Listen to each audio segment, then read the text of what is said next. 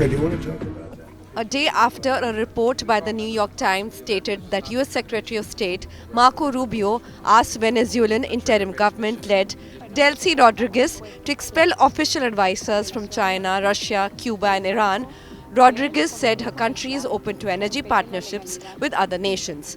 She stressed it has some of the world's largest oil and gas reserves.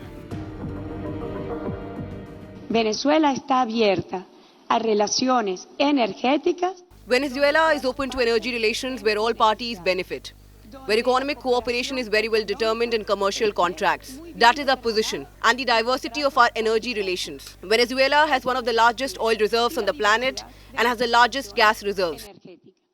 Those resources must be at the service of national development, and they must also be at the service of the development of other countries in the world. This is how our oil industry was born, with an export vocation. Addressing members of the National Assembly in Caracas, Rodriguez said Venezuela is willing to establish respectful relations through commercial agreements that comply with international law.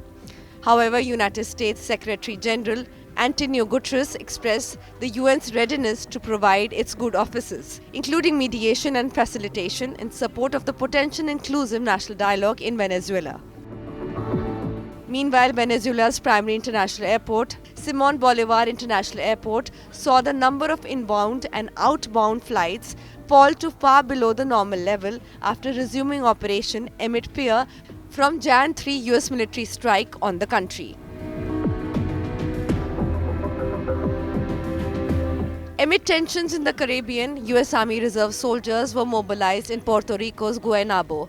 Soldiers were seen setting up camp at US Army base in preparation for a 4-day military exercise, with military vehicles also deployed on base as part of mobilization effort.